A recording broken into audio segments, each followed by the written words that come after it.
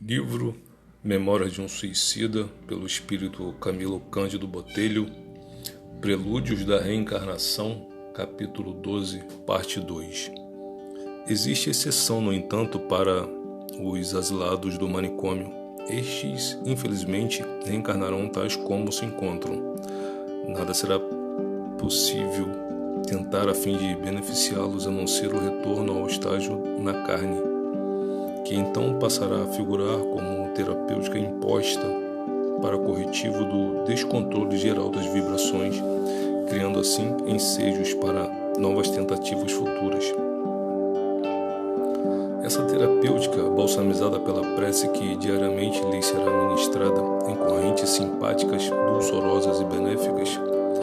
partidas daqui em seu favor, é tudo quanto no momento lograrão aqueles infelizes obter, não obstante o grande desejo que temos de vê-los serenos e ditosos. Uma vez concluídos os trabalhos analíticos do caráter de cada um, os mesmos técnicos farão relatório do que verificarem,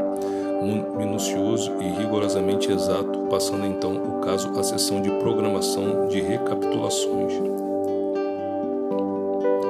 Pelo exposto, tereis compreendido que estas análises justamente serão indispensáveis por fornecerem o cabedal para o programa de existência a seguir. Os méritos e os deméritos, aquele que vai reencarnar, as quedas pretéritas mais graves e que por isso mesmos mais urgência exigirão na reparação, as concessões balsamizadoras que se lhe possam fazer, a urdidura, enfim, da existência projetada será estabelecida por meio da investigação descrita. Preciso será esclarecer, todavia, que tão importante elaboração destaca-se em duas partes distintas, ocasionando sensível diferença de forma de operar. Será dificultosa, exigindo até várias experiências, torturantes mesmo até para o próprio operador, quando o condenado à galeia da carne provém da zona inferior da colônia, isto é, dos departamentos hospitalares, assim como das prisões da torre. Ao passo que será simples revisão para efeito de técnica, constatação indispensável aos relatórios quando o pretendente haja sido interno do instituto propriamente dito, ou seja, da região regeneradora onde se efetivam os estágios para a reeducação, o colégio da iniciação, etc., para os quais não tardareis a ser encaminhados. De qualquer forma, esse trabalho será grandemente facilitado pelos informes derivados do templo e pelo concurso dos guias missionários indicados pelo astral superior, sem a presença dos quais absolutamente nada será tentado para a finalidade da reencarnação. Estabelecida a programação, concluído o esboço das lutas expiatórias ou reparadoras daquele que vai reencarnar, de acordo com suas forças de resistência moral, possibilidades de que disponha para a vitória, previstos os empreendimentos que possa concretizar a par das expiações, as realizações que possua capacidade, as facilidades que deva encontrar pelo caminho, justo efeitos dos méritos anteriormente conquistados, ou as dificuldades que, em seu próprio benefício, venha a deparar durante o desenrolar da existência, justa consequência de deméritos que arraste do mal passado, firmado, enfim, o panorama da vida que o espera dentro da reencarnação terrena, que tanto lhe convém e a qual geralmente tão desejada é pelo próprio pecador batido pelo arrependimento. Será o belíssimo trabalho, verdadeira epopeia sabiamente traçada, encaminhando a direção geral da colônia, que o examinará. Existem casos em que serão necessárias emendas. Estas tanto poderão referir-se à diminuição das provas, retardando para um futuro remoto a solução de alguns problemas, da concessão de um acréscimo de misericórdia, portanto, como do aumento do volume das reparações para um período mais curto, tais sejam as possibilidades gerais do tutelado. O próprio templo, porém, só expedirá ordens deste último teor quando de mais alto receba autorização, como, no entanto, guias missionários do penitente. Assim, os técnicos do Departamento da Reencarnação são espíritos de elevada linhagem nas regiões virtuosas do além, portadores de grande saber e gloriosa inspiração a serviço da causa da redenção humana. Geralmente, os programas estabelecidos por eles conquistam o beneplácito do governo geral da legião a que pertencemos, o qual, por intermédio do templo, autoriza a preparação do aparelho físico terreno para o aprendizado na crosta do planeta. Havíamos estacionado sob as frondes dos arvoredos ao longo da avenida, por onde palmilhávamos e ouvíamos tais exposições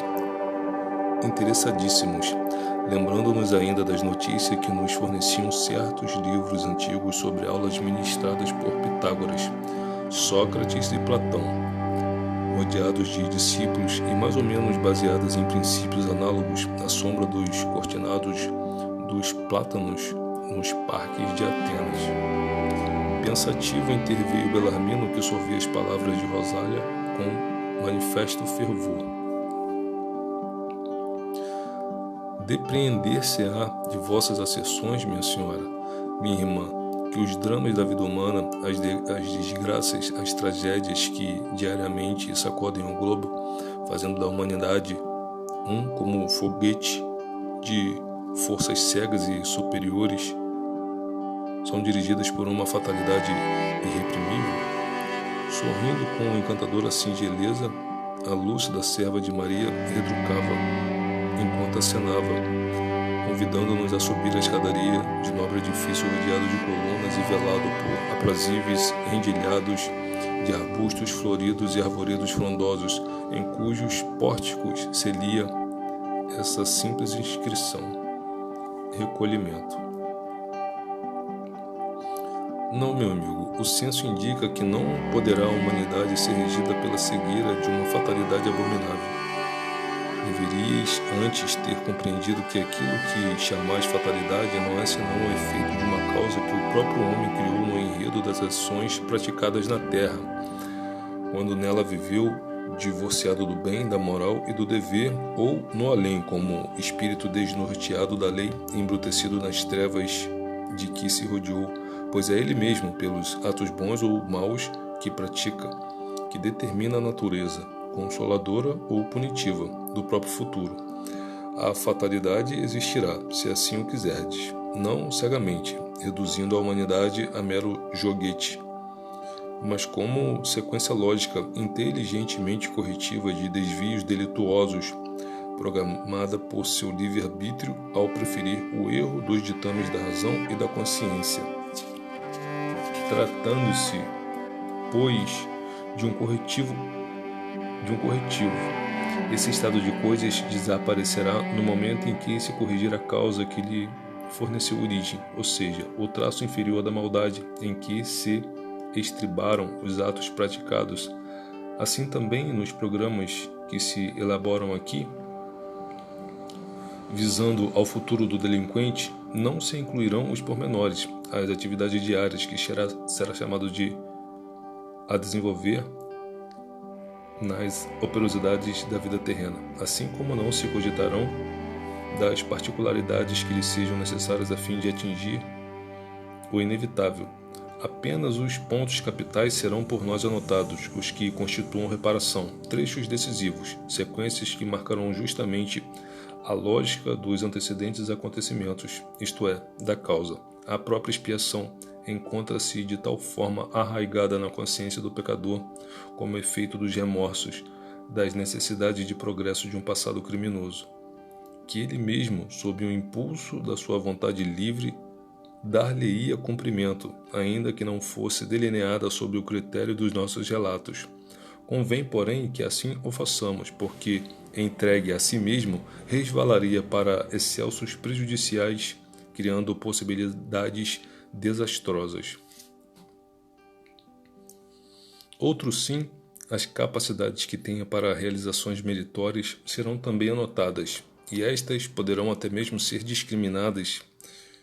indicadas, pois nenhum espírito, encarnado ou não, só porque se encontra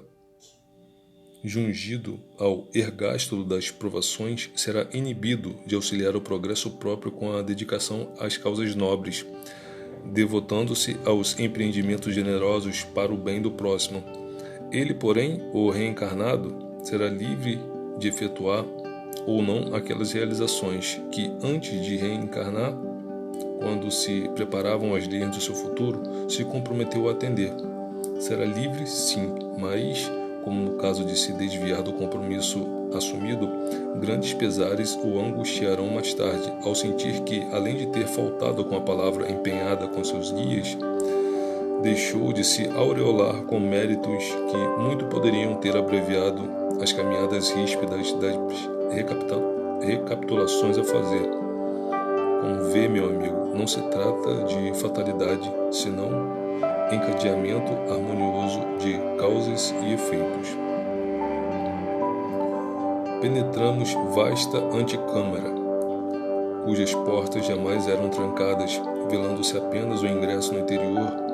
de cada uma com discretos reposteiros de suavíssimo tecido azul celeste. Silêncio impressionante continuou ali, despertando nossa atenção, fazendo-nos julgar o nobre edifício,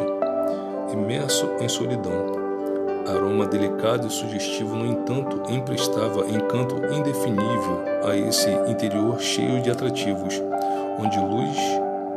docemente aloirada penetrava por ogivas graciosas, engrinaldadas de rosas brancas,